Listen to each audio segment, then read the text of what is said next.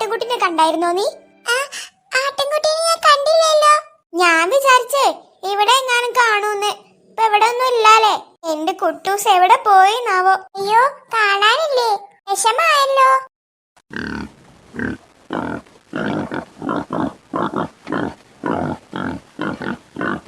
ആ ചേട്ടന്റെ പിന്നാലെ പോയല്ലോ. അയ്യോ, ഇനി എന്ത് ചെയ്യും? ചേട്ടാ,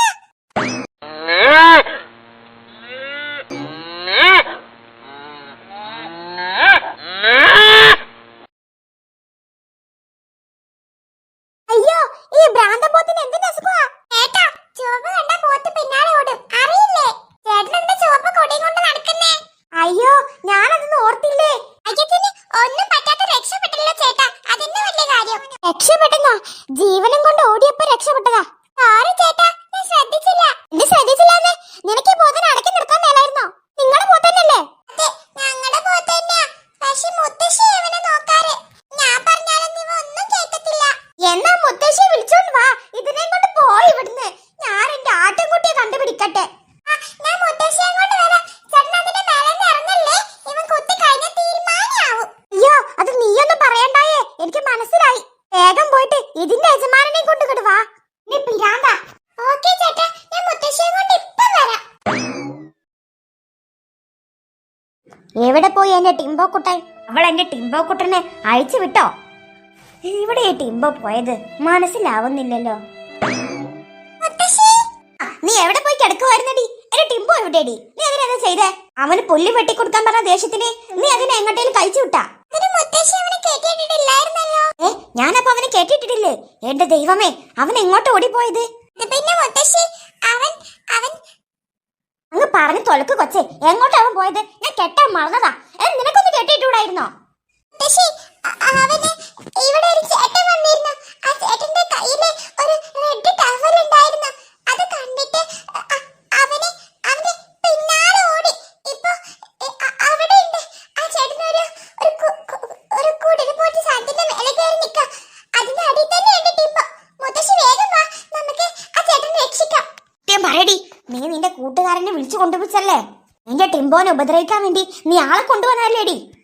ഞാൻ എന്റെ കൺമണിയെ ഉപദ്രവിക്കുന്നത് കൊണ്ട് അതുകൊണ്ടല്ലേടി നീ ഇങ്ങനെയൊക്കെ ചെയ്യുന്നേ? എന്റെ ടിംബോക്ക് എന്തെങ്കിലും പറ്റിയിട്ടുണ്ടല്ലോ, നിന്നെ ഞാൻ ബാക്കി വെച്ചിട്ടില്ല.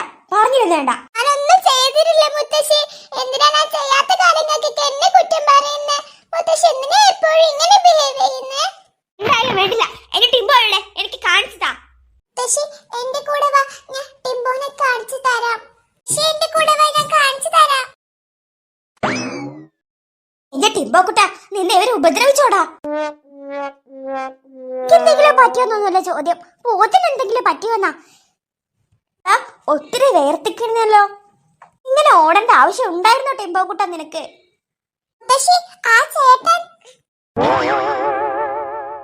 ടിംബോ മോനെ, നിനക്ക് ഇവിടെ പുല്ല് വെട്ടി തന്നില്ലേടാ? നിന്നെ ഒരുപാട് ഓട്ടിപ്പിച്ചല്ലേ?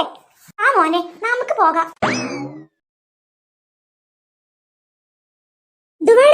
ആ പോത്തിനെ എത്ര ദൂരമായിട്ട് ഓടിച്ച്? അതൊന്നും അത് ചോദിച്ചില്ലല്ലോ. പോത്തിന് വയ്യായാന്നോ ചോദിച്ചേ? ആ സ്ത്രീ എന്താ എന്നോടൊന്നും ചോദിക്കായിരുന്നേ? അത് പിന്നെ ചേട്ടാ, എനിക്ക് അറിയില്ല. മുത്തശ്ശിക്ക് പോത്തിനെ ഭയങ്കര ഇഷ്ടമാ, അതുകൊണ്ടായിരിക്കും ചേട്ടനെ ശ്രദ്ധിക്കാതിരുന്നേ. എന്നാലും ഒരു സാമാന്യ മര്യാദയില്ലേ? ഞാൻ അട്ടത്ത് കയറി നിൽക്കുന്നത് കണ്ടിട്ട് പോലും ചോദിച്ചില്ലല്ലോ എന്തെങ്കിലും പറ്റിയോന്ന്. പോട്ടെ, മുഖത്തേക്ക് നോക്കിയോ? അതുമില്ല, വന്നുകൊണ്ട് അവളുടെ പോത്തിനെ പിടിച്ചോണ്ട് പോയി. ഓ, പോത്തിനെ കൊണ്ട് മുത്തശ്ശി പോയതാണ് നിങ്ങളുടെ ഭാഗ്യം.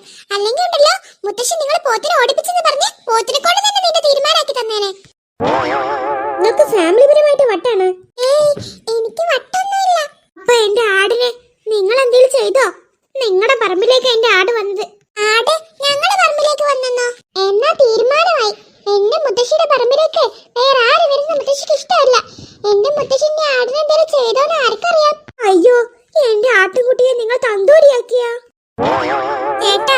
മുത്തശ്ശിയുടെ പ്രത്യേക സ്വഭാവക്കാരിയാ. എന്താ ഇങ്ങനെ ചെയ്യാൻ പറയാൻ പറ്റില്ല. ചിലപ്പോ തന്തൂരിയായി കാണും. അയ്യോ, എന്നെ പേടിപ്പിക്കല്ലേ.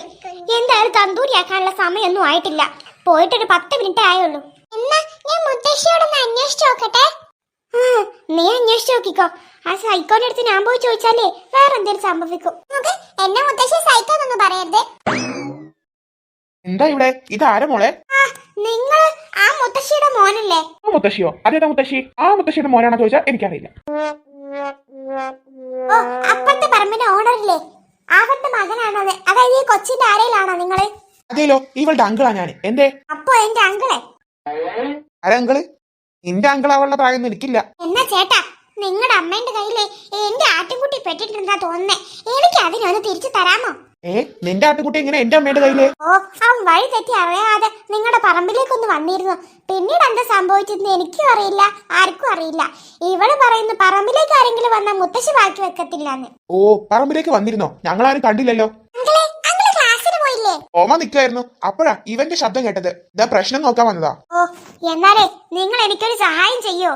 എന്റെ ആട്ടിൻകുട്ടീനെ നിങ്ങളുടെ മുത്തശ്ശിയുടെ കയ്യിൽ നിന്ന് ഒന്ന് രക്ഷിച്ചു തരുമോ? അതിന് എന്റെ അമ്മയുടെ കയ്യിൽ നിന്റെ ആട്ടുംകുട്ടി ഉണ്ടെന്ന് എന്താ തെളിവ്? നീ കണ്ടിട്ടുണ്ടോ? അല്ല, അല്ലെങ്കിൽ ഇവള് കണ്ടിട്ടുണ്ടോ? മിനിമോളെ, നീ കണ്ടിട്ടുണ്ടോ? ഇല്ല അങ്കിളെ, ഞാൻ ജസ്റ്റ് ഒരു ഊഹം പറഞ്ഞേ ഉള്ളൂ. എന്റെ ആട്ടിൻകുട്ടി അപ്പൊ എവിടെ പോയി?